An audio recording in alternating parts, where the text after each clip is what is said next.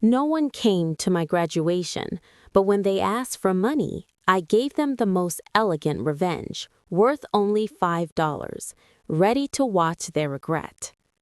Before the story begins, please comment below where you're watching from. Don't forget to like and subscribe so Stories with Meaning can continue growing and bringing you even more powerful stories. The cultural hall trembled with applause. Thousands of people packed the room, creating a deafening hum that felt like music of victory to those wearing graduation gowns. The air was icy from the overworked AC, yet cold sweat still trickled down Emily Carter's neck. She sat in the third row from the front, clutching the edge of her rented dress. The fabric itched slightly. It wasn't hers. She'd rented it from a small, budget salon near campus, using the last of her savings. The sky blue color had faded at the sleeves, but Emily tried to hide it with the summa cum laude sash draped proudly across her chest. Emily Carter, graduating with highest honors. The MC's voice echoed through the speakers. Emily's heart pounded, not from joy, but from a suffocating fear. She stood. Her legs trembled in the high heels she rarely wore as she walked toward the stage. At that moment, she should have waved to the right-wing seats reserved for parents. Her friends did. Clara, who had been sitting beside her, had even live-streamed her walk for her family, holding a massive banner. Emily didn't look. She already knew what was there, or rather, what wasn't. 2 empty seats. Seats she had paid for herself.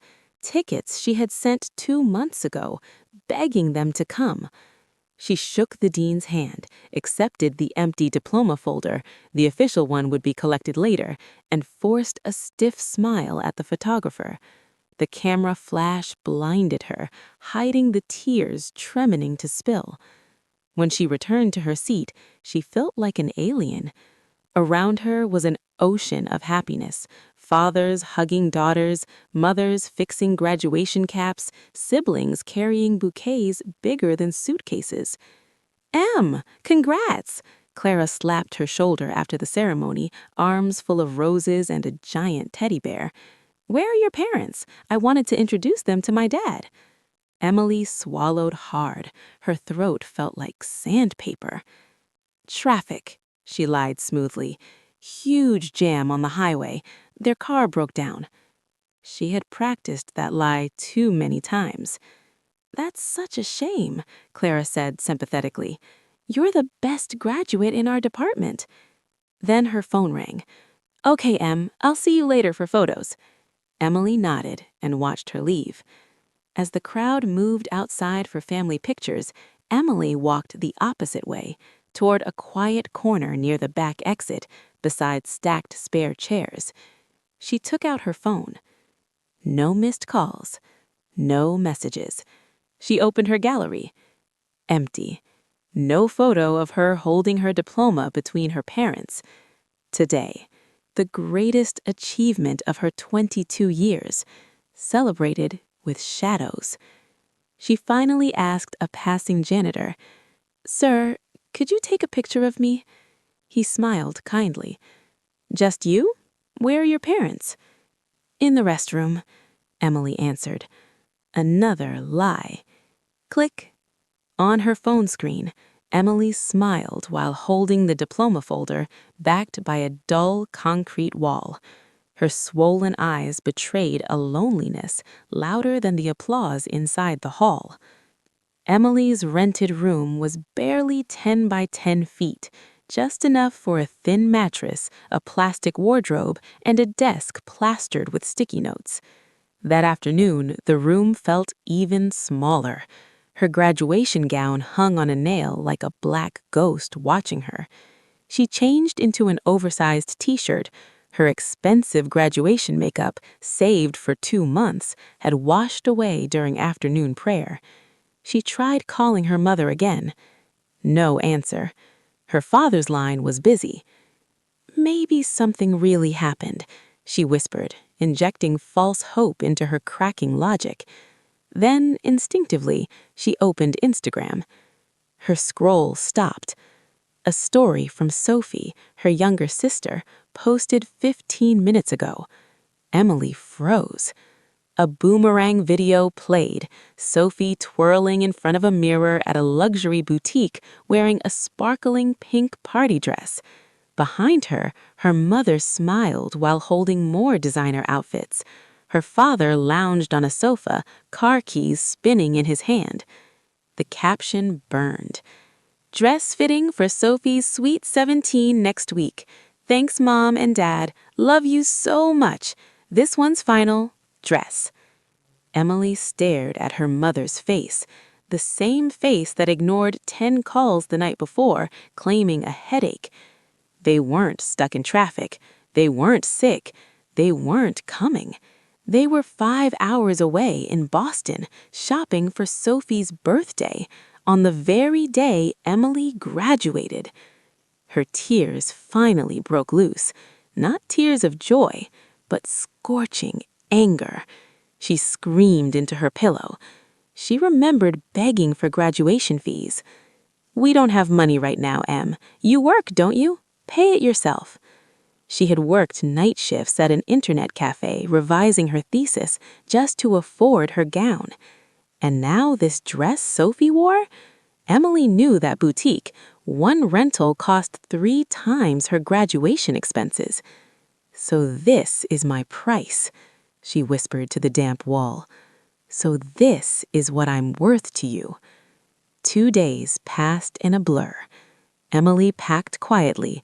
Her diploma and transcript were sealed in waterproof folders, her ticket out. She hadn't told her parents she officially graduated. They didn't ask.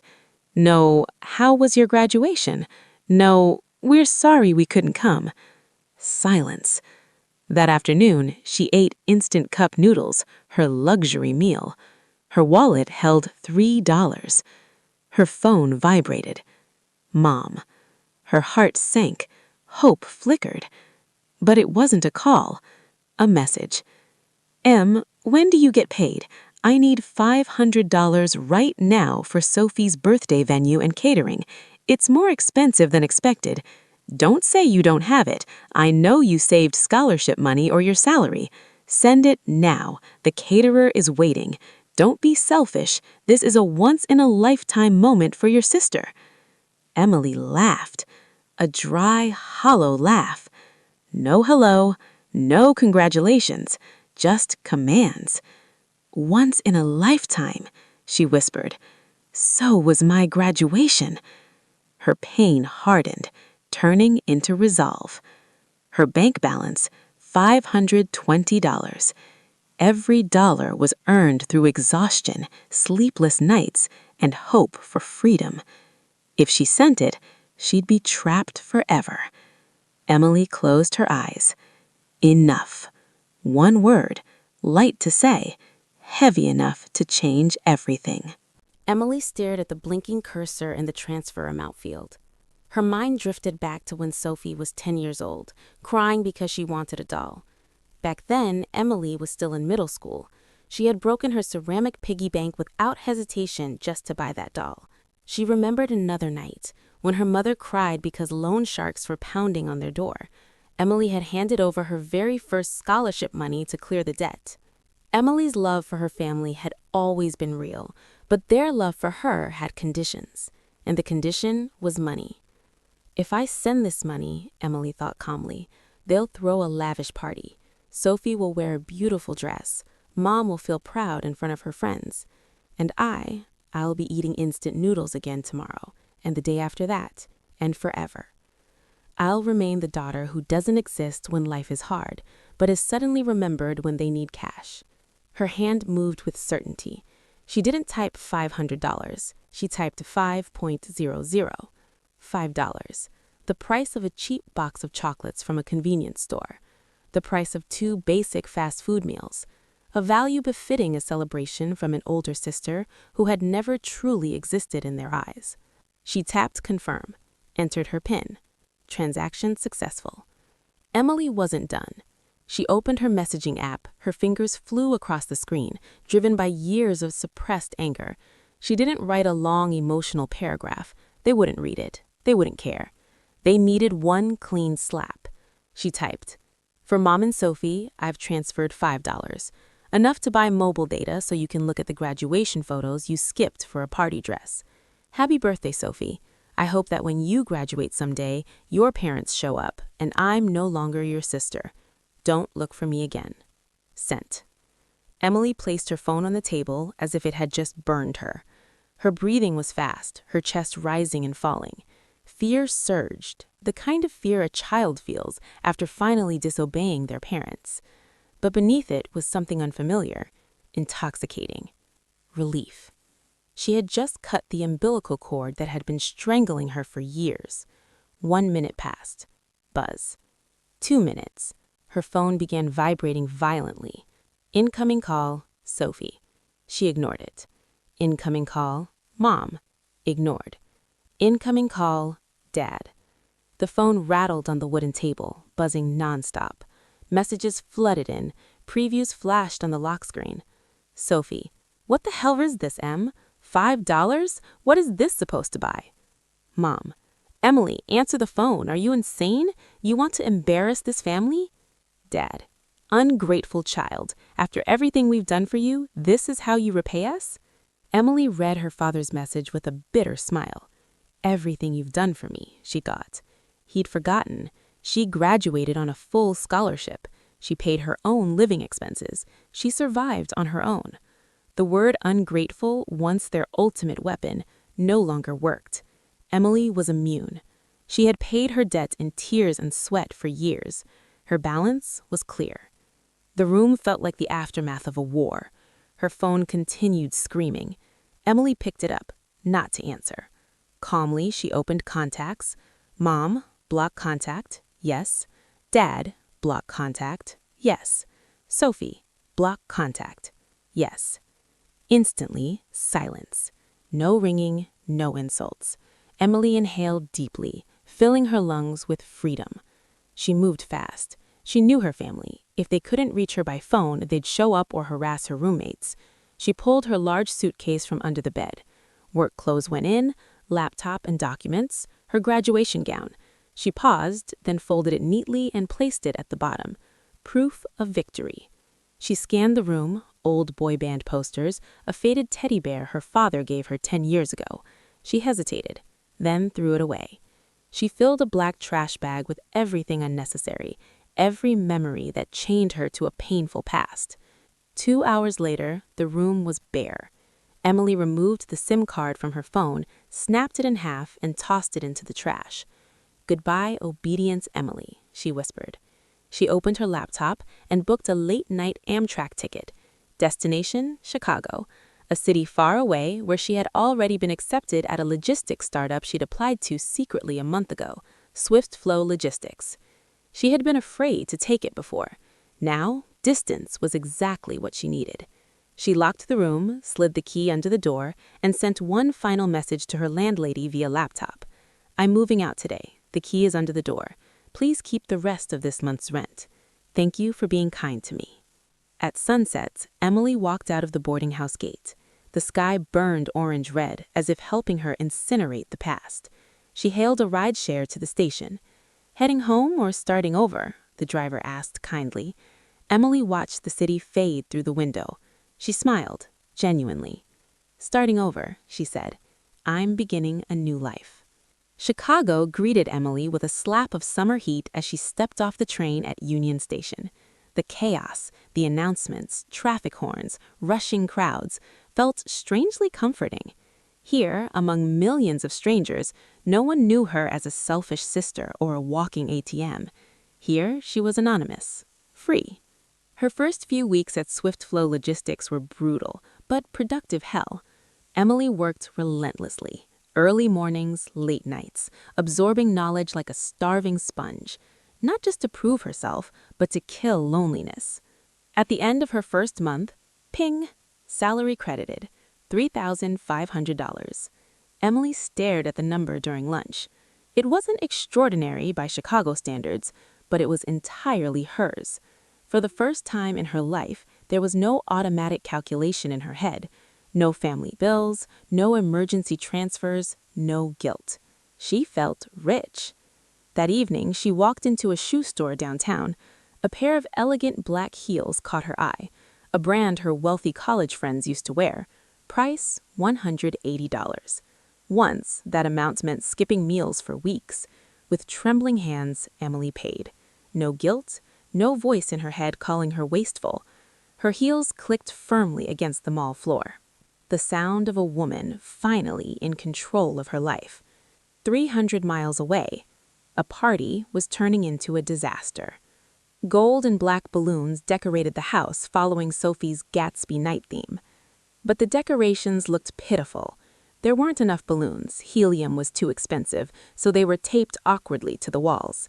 The catering wasn't the promised luxury buffet, just boxed meals transferred onto serving plates to look fancy. Sophie sat on the couch, eyes red and swollen, wearing the pink dress she once flaunted online. The dress was beautiful. The girl wearing it was not. "Where's the DJ?" one of her friends scoffed. "You said there'd be a DJ." Her mother forced a stiff smile.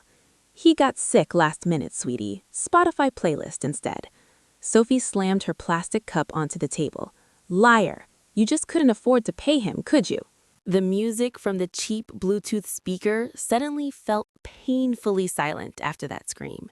Dad, who had been smoking on the porch, rushed inside, trying to calm the situation, but only made it worse with his stressed expression. "Sophie, stop yelling. The neighbors can hear you," he hissed. "I don't care," Sophie shot back as she stood up, her expensive dress shimmering under the lights. "This is all Emily's fault. If she wasn't so stingy, my party wouldn't look like trash. Even the cake is tiny. It's embarrassing." For once, Mom, who usually defended Sophie, felt a splitting headache. The pounding in her temples matched the memory of the WhatsApp message from the event hall manager earlier that morning. Reservation canceled. Mom had failed to complete the $800 down payment she'd promised. That was why the party had been moved to this cramped house. "Enough. Don't mention that ungrateful child," Mom snapped sharply. But panic trembled beneath her voice. She had already called her friends. No one knew where Emily was. Emily hadn't just left. She had vanished. The night ended early. Sophie's friends went home with polite excuses about strict parents, though their bored, disappointed faces told the truth. Sophie locked herself in her room, crying hysterically while ripping down balloon decorations. In the wrecked living room, Mom and Dad sat in silence. On the table lay Mom's debt notebook. "Dad," Mom's voice shook. "The credit union loan is due next month. Emily usually covered it with her paycheck." Dad crushed his cigarette into the ashtray. "Then find her," he snapped. "You don't just let a child disappear. Call the police if we have to." "And tell them what?" Mom scoffed bitterly. "That our daughter ran away because she didn't want to give us money?" She exhaled sharply. "She's an adult. The police won't care." That night, for the first time, real financial fear crept into the house. Their ATM machine was gone, and only now did they realize that their lifestyle had been supported by the fragile back of the eldest daughter they had ignored. Chicago, 3 months later. By the 3rd month in Chicago, Emily's body finally gave up. She collapsed mid-presentation during a weekly report meeting. Relentless overtime, irregular meals, old self-neglect habits, and buried stress shattered her immune system. Diagnosis: acute typhoid fever and severe exhaustion. Emily woke up in a private hospital room. White ceiling, sharp antiseptic smell. Her first emotion wasn't pain, it was panic. Who's paying for this? How much will it cost? Who's taking care of me? To Emily, being sick had always meant being a burden. When she had a fever, Mom would complain, "Emily, don't get sick. Medicine is expensive. Just drink warm water." But when Sophie got sick, Mom would panic and rush her to a pediatric specialist. The door opened. Not a nurse. A middle-aged woman stepped in. Sharp blazer, chain glasses. It was Margaret Lewis, Emily's division manager. Behind her stood Ryan, Emily's teammate.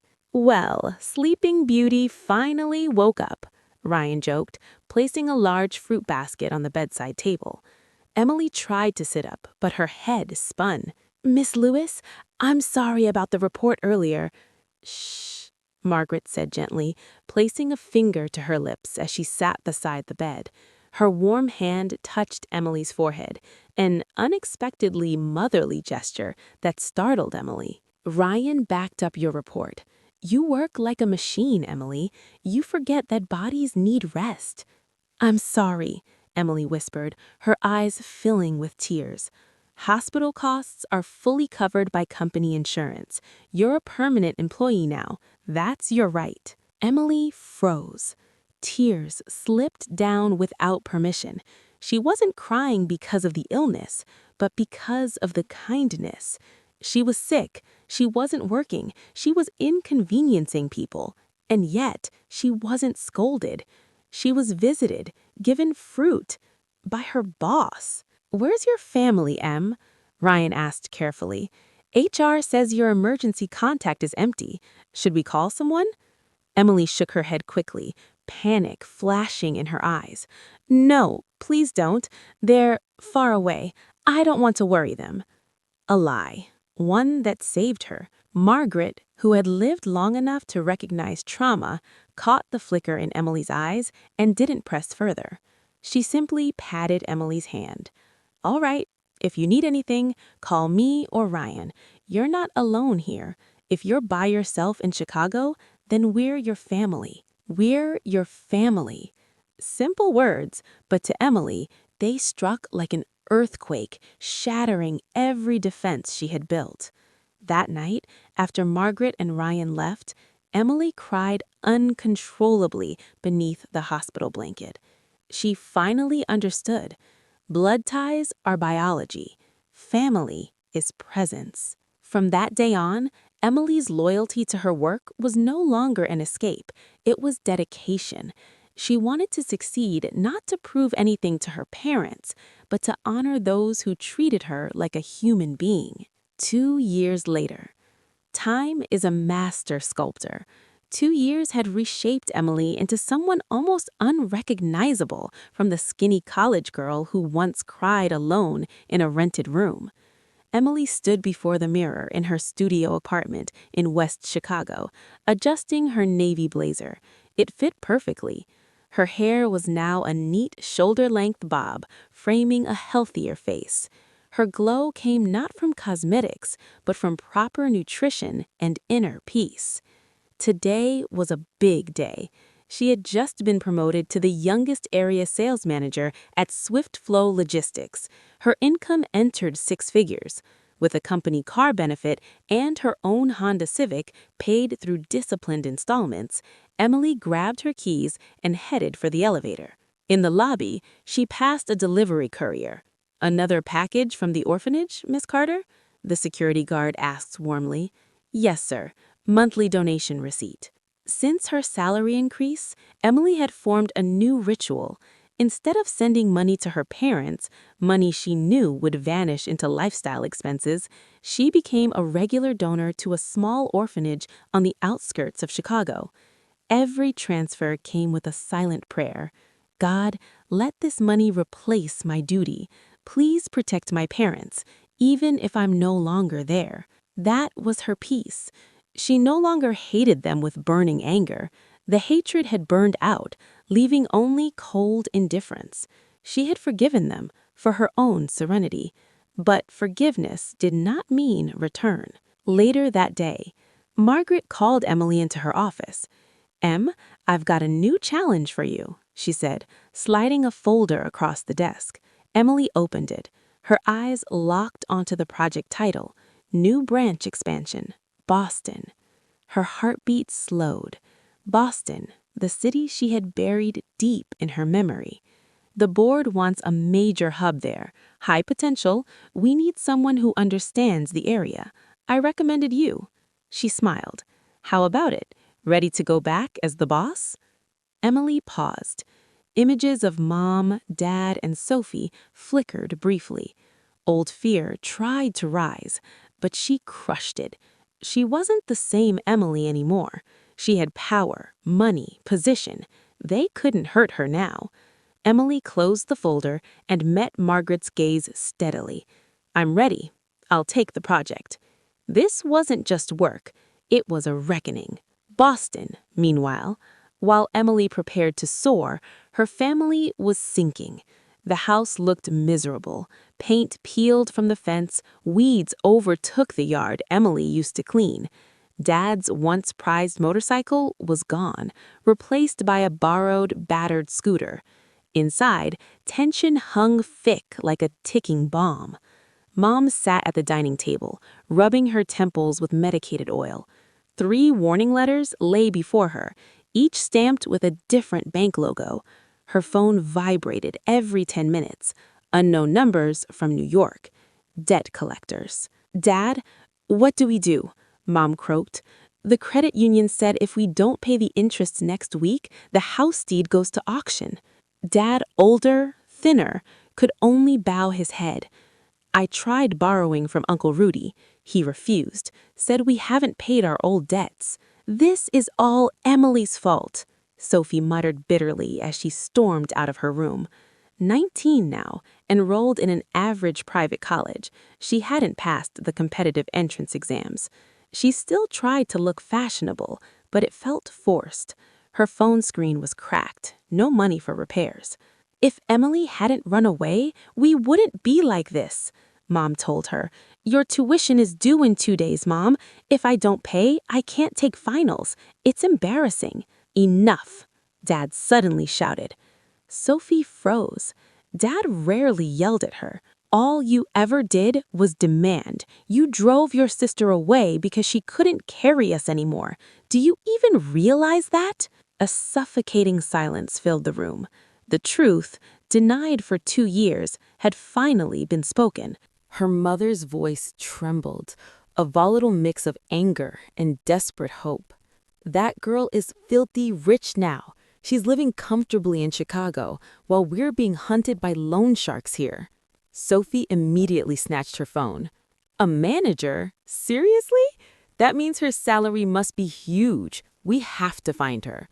Her mother's decision was final. "Not just call her, we're going to confront her. She's our child. By law and by God, she's obligated to support her parents. She can't run forever." "But we don't have money to go to Chicago," her father muttered weakly. Her mother smiled bitterly. "Next week, Swift Flow Logistics is opening a new branch in the city. Raris told me Emily Carter will be in charge. We don't need to go to Chicago. She's coming straight into the lion's den." She crushed the overdue bills in her hand. "Just wait. Emily, you think you can throw your mother away after you succeed? It won't be that easy." Outside, dark clouds hung low. A harsh wind blew dust across the dull porch. Fate's wheel was turning, dragging Emily back into the orbit of her past. But this collision would be far more violent than a desperate WhatsApp message asking for money. 5 years. That much time had passed since Emily left her hometown with a cheap train ticket and a shattered heart. Now she returned, not through a crowded station, but landing at the airport on a business-class flight, greeted by a company driver who opened the door of a sleek black SUV. The city, Boston, hadn't changed much. Potholes still scarred the streets. Old buildings stood weathered and dull. The heat was still oppressive. But the way the city looked at Emily had changed completely. Once, she was a poor college student walking everywhere or riding cheap buses. Now she viewed the city through dark-tinted windows and cool air conditioning. "Shall we go straight to the new branch office, Miss Carter?" asked Mr. Davis, her assigned driver. "Yes, 12 Sparrow Street," Emily replied calmly, though her hand tightened around the seatbelt. Sparrow Street was only 3 blocks from her parents' house, a brutal irony. The new Swift Flow Logistics branch occupied a freshly renovated 3-story commercial building, large, modern, and striking among the aging structures nearby. Emily stepped out. Her high heels touched the cracked asphalt of her hometown. She wore a cream-colored blazer tailored perfectly to her figure. Dark sunglasses concealed her sharp gaze. "Good morning, Miss Carter." Several newly recruited staff greeted her in a neat line, slightly intimidated by the authority radiating from the young manager. "Good morning. Meeting room, 2nd floor. We'll discuss Q3 targets and next week's opening ceremony," Emily said professionally. She entered the building. The scent of new furniture and polished floors welcomed her. This was her territory. Here, she was a leader. No longer a neglected daughter begging for allowance or crying herself to sleep. Yet, in her glass-walled office on the 3rd floor, she paused and looked out the window. From above, she could see rooftops in the distance. Somewhere beneath one of them were her parents and her sister, probably cursing their fate. "I'm here," Emily whispered to her reflection in the glass, "and this time you won't be able to step on me again." That afternoon, Emily was signing documents when Miss Renee, the local HR manager, knocked on the door. "Miss Carter, sorry to interrupt. There's a walk-in applicant insisting on being interviewed today for the junior admin position. She says she desperately needs a job and heard we're hiring aggressively." Emily rubbed her temple. "Follow procedure. If she qualifies, let her take the test." "Well," Miss Renee hesitated. "Her academic record is borderline, GPA 2.3, and she claims she's a local and knows someone inside, says she knows the manager personally." Emily's eyebrows lifted. A bad feeling crept in. "What's her name?" Miss Renee glanced at the resume. "Cicilina Putri." Emily's heart stopped for a fraction of a second, then raced. "Sophie." Emily remained silent long enough for Miss Renee to be uneasy. Then she smiled faintly, a cold, unreadable smile. "Schedule her as the last interview, at 4 p.m. I'll interview her myself." "Personally? For a junior position?" "Yes, I want to see local potential." At 4 p.m., Sophie sat anxiously in the waiting area. She wore a too-tight white blouse and a cheap black skirt. Heavy makeup tried to conceal the dark circles under her eyes, souvenirs of sleepless nights haunted by debt collectors. She had graduated a year ago through sheer struggle and bribes. Since then, she'd been unemployed. No company wanted a graduate with a terrible GPA and worse attitude. Swift Flow was her last hope.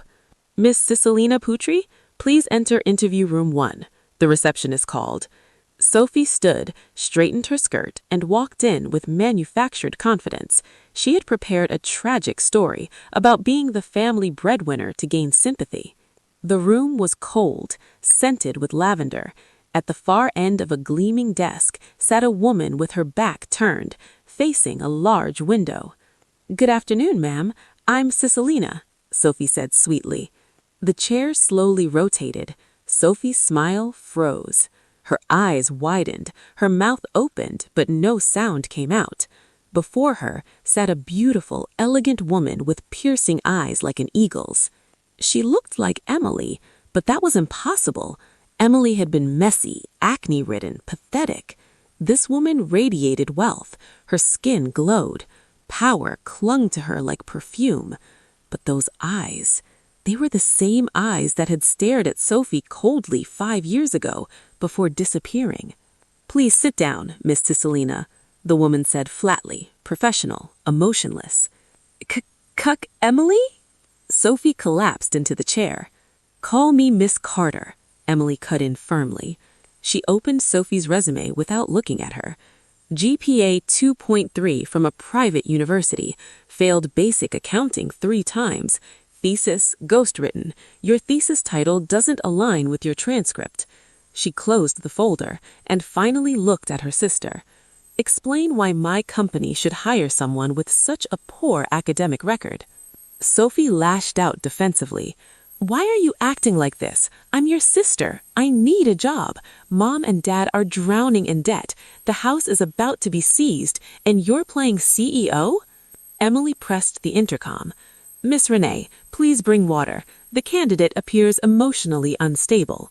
I don't need water. Sophie slammed the table. I need a job or money. You ruined our lives by running away. Emily tilted her head slightly. Correction. You ruined your lives with your lifestyle.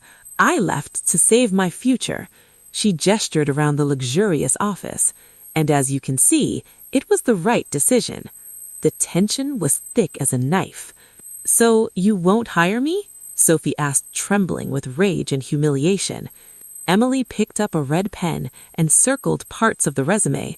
This isn't personal revenge.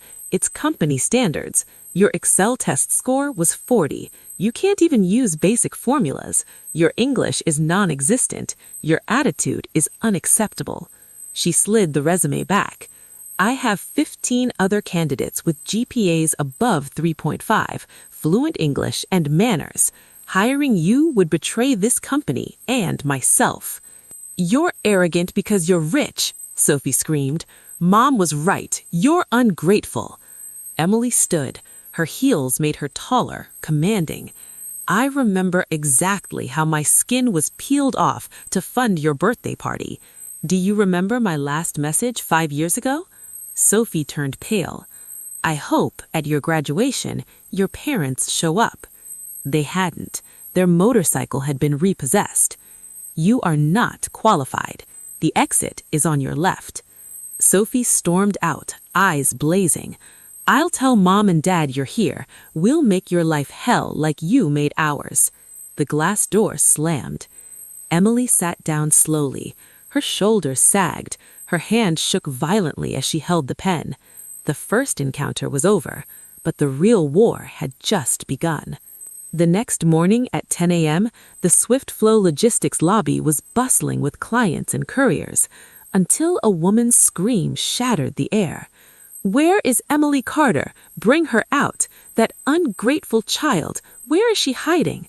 Her mother had arrived, with her father beside her, his face red with shame, driven by desperation. Sophie stood behind them, smiling in satisfaction. Security tried to intervene. Ma'am, sir, please calm down. You need an appointment to see Miss Carter. Appointment? Her mother shrieked. I gave birth to her. I need an appointment to see my own daughter? She raised her voice deliberately. Look at this, everyone. Your manager is a heartless daughter. Her parents are starving while she sits in air conditioning. Whispers spread among employees. Clients looked on uncomfortably. Her mother burst into tears. The storm had finally reached Emily's door. Those were crocodile tears, trained over years of emotional manipulation. Her mother slid down onto the lobby floor, clutching her chest and pounding it dramatically. Oh God, what sin have I committed to have such a successful child who abandons her own parents? She wailed. My heart is broken, Emily. I'm sick all the time. I have no money for medical care. The performance was flawless. The narrative of victimized parents always sold well in public spaces. From the second floor, Emily Carter watched everything through the CCTV feed on her tablet. Her face was expressionless, but her jaw tightened. Miss Carter, should I call the police? Miss Renee asked anxiously beside her. No, Emily said calmly, standing up and straightening her blazer. If we involve the police, they'll play the victim on social media. A viral story about a daughter jailing her parents would damage the company's image. Then what should we do, ma'am? I'll handle it. Prepare meeting room 1, soundproof. And Miss Renee, print the bank statements I saved in the file, the evidence. Emily walked toward the elevator. The elevator doors opened with a soft ding. Her mother's sobbing stopped mid-cry when she saw the woman stepping out. Emily walked straight through the crowd. Her posture was firm, her face devoid of fear or guilt. The authority she radiated silenced the employees' whispers. She stopped exactly 2 meters in front of her mother, who was still sitting on the floor. Emily did not bend down to help her up. She simply looked down. "Please, stand up, Mom. The floor is cold, you might catch a chill," her voice said. Her voice wasn't loud, but it echoed clearly through the suddenly silent lobby. Her father stepped forward, raising a finger. "Sir!" Emily cut him off, turning to the security guard. "Mr. Harris, please escort these guests to meeting room 1. Give them water. I don't want any disturbance in the operational area." Then Emily looked straight into her mother's eyes. "If you want money or a conversation, we'll talk inside. But if you raise your voice one more time here, I'll have security remove you immediately, and I will never meet any of you again for the rest of my life. Understood?" The threat was delivered with a polite, terrifying smile. Her mother fell silent. Her courage evaporated as she realized her former cash cow had turned into a predator. Slowly, she stood and brushed off her skirt. "Watch yourself," she hissed. They were escorted into the glass meeting room at the corner of the lobby. The crowd dispersed, but rumors had already begun to spread. The meeting room was cold and soundproof. The glass walls were covered with blinds to block outside view. Emily sat at the head of the table. Across from her sat her father, mother, and Sophie, 3 against 1. Yet Emily felt like a giant facing 3 ants. "So," Emily began without pleasantries, "what do you want coming to my workplace and causing a scene?" "You still have the nerve to ask?" her mother exploded. 5 years, Emily. 5 years you disappeared without a word. Your father was sick. Sophie dropped out of college. Our house was about to be seized while you're living in luxury. Sophie didn't drop out, Emily corrected calmly, glancing at her sister. She graduated a year ago. She's unemployed because she refuses to work. Don't dramatize. "Watch your mouth," her father shouted. "You're the eldest child. It's your duty to support the family. You think you succeeded without us? It's because of our prayers." Emily let out a soft, bitter laugh. "Which prayers, Dad? Prayers that I'd get paid sooner so you could drain me? Or prayers that I'd fail because I was a disobedient child?" "We need $35,000, her mother cut in abruptly, eyes gleaming as she stared at Emily's expensive watch. I raised an eyebrow. Wow, very specific. "To pay off bank loans, redeem the house deed, capital for your father's business, and compensation for 5 years of unpaid monthly support. If you give us $35,000, we'll consider this matter settled. You can work peacefully here. We won't bother you again." "And if I refuse?" I asked. "I'll come here every day. I'll contact the press. I'll tell your bosses you abandon your parents until you get fired." "You're not my daughter if you don't give us money," my father added. Emily exhaled slowly. She opened the folder Miss Renee had prepared and pulled out a long printed document. "Here," I said, sliding it across the table. "This is a summary of my bank transfers while I was in college. Over 4 years of studying and working, I transferred a total of $10,000 to you. That was my tuition money, my living expenses, taken by force. I graduated without a single dollar of support from either of you." Emily leaned forward. "I owe you nothing. I already paid the cost of being raised with my ruined youth." She pointed to the upper corner of the room where a small red light blinked. "See that? CCTV, video and audio recording, your demand for $35,000, your threats to defame the company, everything is securely in the cloud." Her parents' faces drained of color. Sophie lowered her head in fear. You're going to send your own parents to jail?" her mother whispered, trembling, this time genuinely afraid. "That depends," I replied casually, leaning back. "If you leave now and never set foot in my office again, the recording stays private. But if you show up again, or if a single malicious rumor about me appears anywhere—" I locked eyes with each of them, my gaze lethal. "I have the money to hire the best lawyers. I have connections, and I have no mercy left. Choose. Walk away empty-handed and free, or go to prison." Silence crushed the room. Her father clenched his fists. His pride was shattered, but he knew he'd lost. Her mother cried silently, realizing her former cash cow had turned into a predator. "Come on," he muttered hoarsely, pulling his wife's hand. "Let's go home." They left the room like defeated soldiers. Sophie followed quietly, head bowed, unable to meet Emily's eyes. When the door closed, Emily felt neither sadness nor joy, only emptiness. But it was a clean emptiness. She had just won her absolute freedom. But Emily knew it wasn't over. There was still one final chapter. 6 months later, Emily's life returned to calm. She heard rumors from old neighbors that her parents had sold their house, the one where Emily grew up, to pay off towering loan shark debts. They moved into a cramped rental unit on the outskirts of the city. Emily didn't investigate further. To her, it was consequence, not tragedy. One bright Saturday morning, a brown envelope arrived at the apartment reception desk. No sender's name, just a handwriting she recognized instantly, Sophie's messy scrawl. Emily took it to her balcony, opened it while sipping coffee. Inside was a graduation invitation. A bachelor graduation invitation from Private University X, addressed to Emily Carter, Regional Manager, Swiftflow Logistics. She smirked. Even on paper, they still tried to climb her social status. What caught her attention wasn't the invitation, but a yellow sticky note attached behind it. "Emily, Selfie is finally graduating next month. Please come. We don't have a house left to sell. Please help pay the remaining venue fee, about $1,200, and the makeup costs. The makeup artist is $500. This is the last time I'll ask. Let your sister look beautiful. Don't let her look like a homeless beggar on her big day." Emily set the note down on the marble table. "Don't let her look like a beggar," she murmured.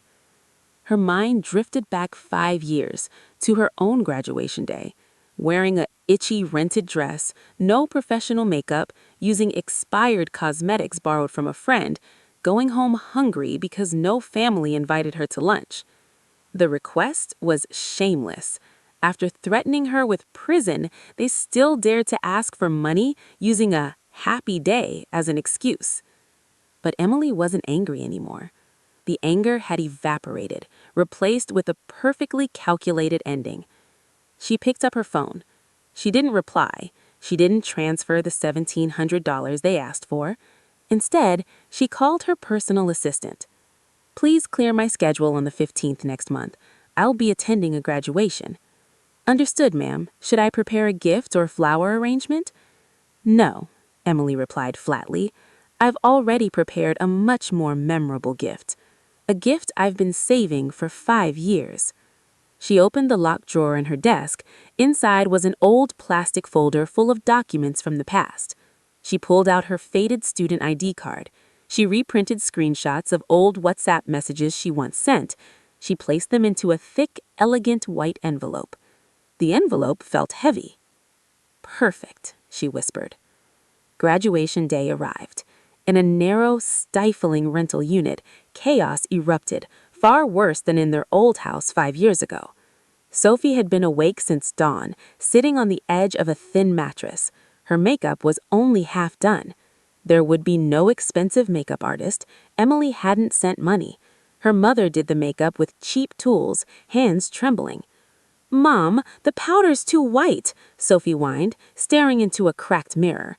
"Be quiet," her mother snapped. "I'm already dizzy." Suddenly, loud banging echoed from outside. Bang, bang, bang. "Open up! Pay the rent or get out now!" the landlord's voice thundered. "I don't care," the landlord snapped.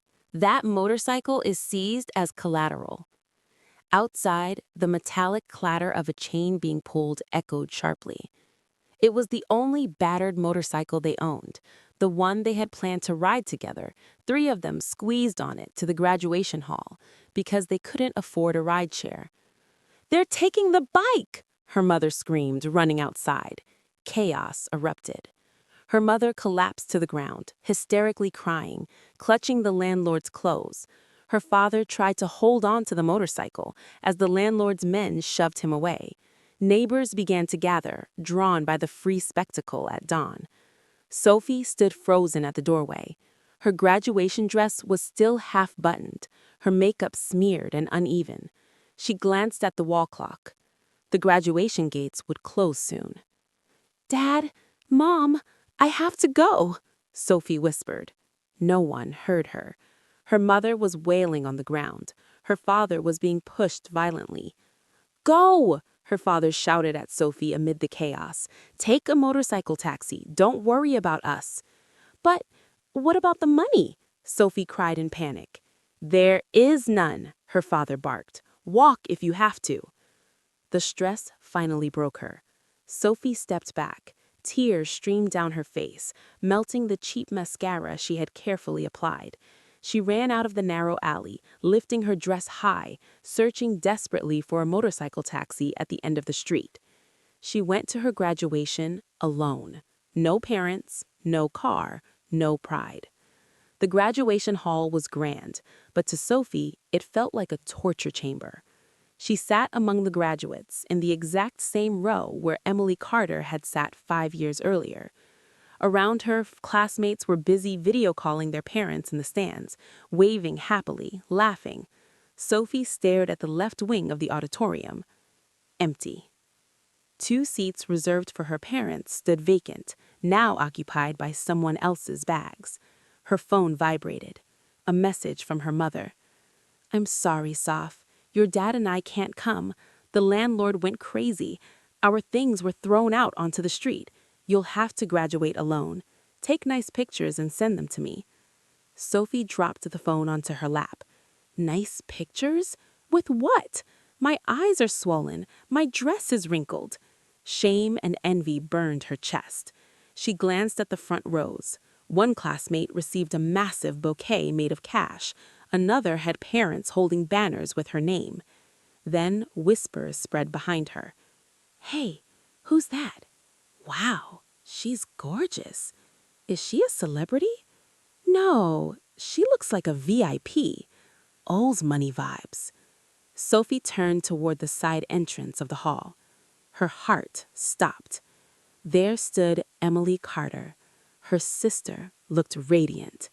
Emily wore a dark maroon silk batik-inspired designer dress, modern, elegant, hugging her figure perfectly. Her hair was styled in a sleek updo.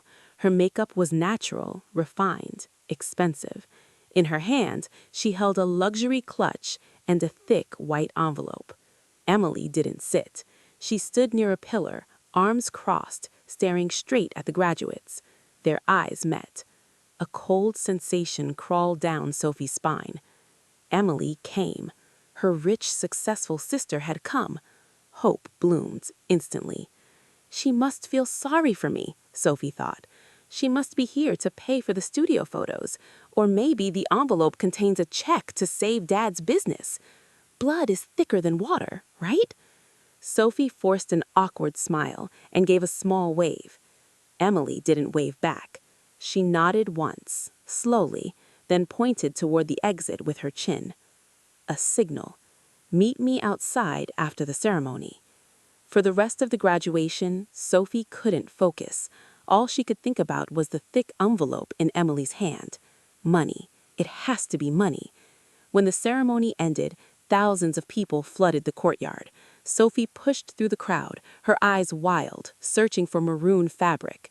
Friends called her name for group photos. She ignored them. She needed that envelope, now. She spotted Emily standing beneath a large tree near the VIP parking area, calm, untouched by the scorching midday sun, as if she parried her own personal air conditioning. "Emily!" Sophie called, limping toward her in painful high heels. "You came! I thought you wouldn't care." Emily scanned her from top to bottom. Smudged makeup, cheap dress, sweat-soaked, pitiful. A reflection of Emily's own past, but without dignity. "Congratulations on your graduation, Sophie," Emily said calmly. No hug, no kisses on the cheek. "Thank you," Sophie replied quickly. "Our parents couldn't come. There was trouble. We were evicted. You came by car, right? Can you take me home?" Her eyes flicked to the envelope. "Oh, this?" Emily raised it slightly. This is your gift." Sophie's eyes sparkled. "It's so thick! Thank you, Emily. I knew you were kind. You were just being proud at the office yesterday." She grabbed the envelope greedily. Heavy, definitely stacks of paper. Cash, she thought, or property documents, or a debt settlement. With trembling hands, Sophie tore it open, ready to scream in joy. Her smile froze. No crisp bills. Inside was a single sheet of neatly folded paper attached to thick cardboard to give the envelope weight. She unfolded it. It was a printed screenshot of a bank transfer receipt dated 5 years ago. Amount, $5. Recipient, mother. Below it was another screenshot, a WhatsApp message sent by Emily 5 years ago, the day she ran away. "Congratulations. I hope when you graduate, your parents show up, and I am no longer your sister." Sophie's world spun. The noise of the crowd faded into silence, replaced by a sharp ringing in her ears. She looked up at Emily. Emily wasn't angry. She was smiling, softly, peacefully, like someone who had just finished a complex painting. "Do you remember that message?" Emily asked gently. "I prayed for you 5 years ago, and today my prayer came true." Sophie's lips trembled. "What does this mean? You came all this way just to give me trash?" "That's not trash," Emily replied coldly. "It's a receipt, proof that my karmic debt is fully paid." She stepped closer, her voice calm but cutting. "Today you stand alone, abandoned by the parents you once boasted about, wearing clothes that don't bring you happiness, exactly like me back then." She leaned in, whispering into Sophie's ear. "The difference is, I was alone because I was fighting for my life. You're alone because of your family's selfishness." She pulled back. "Enjoy the loneliness, my sister. That is our parents' true inheritance." Sophie collapsed into tears, not her usual manipulative crying, but raw, terrified sobbing. She finally understood. The bridge was burned, completely. There would be no rescue, no save your sister. Emily stepped back, watching Sophie clutch the paper to her chest, crying under the tree. The sight was tragic, but strangely, it didn't hurt Emily anymore. The wound she had carried for 5 years finally closed. "Goodbye, Sophie," Emily said softly. "Send my regards to Mom and Dad. Tell them I'm happy now." She turned away without waiting for a response. She walked toward the parking area, where a work SUV awaited her. Each step felt light, like she had just set down a massive burden on the asphalt. Her childhood shadows, her mother's screams, her father's neglect, her sister's cruelty were left behind. Near the SUV stood a man, Daniel, her colleague who once brought her fruit when she was sick, now her fiancé. He smiled as she approached. He didn't ask what happened. He didn't ask what she did to her sister. He simply opened the car door. "Done?" Daniel asked gently. Emily paused before getting in. She looked up at the sky. Bright blue, cloudless. The sun burned, but warmly. She inhaled deeply, tasting freedom. "Yes," Emily said, smiling widely. "It's finished. Let's go home. I'm starving." "What do you want to eat?" Daniel asked, starting the engine. "Anything," Emily laughed, "as long as we eat together and pay with our own money." The SUV drove away from the graduation hall. In the rear view, Emily saw Sophie growing smaller, still standing alone in the unfamiliar crowd. Emily looked away. Her future stretched ahead, wide, clean, and bright. She was no longer a victim, no longer a discarded child. She was Emily Carter, and she had won. That was the price of $0, paid dearly by Sophie's family.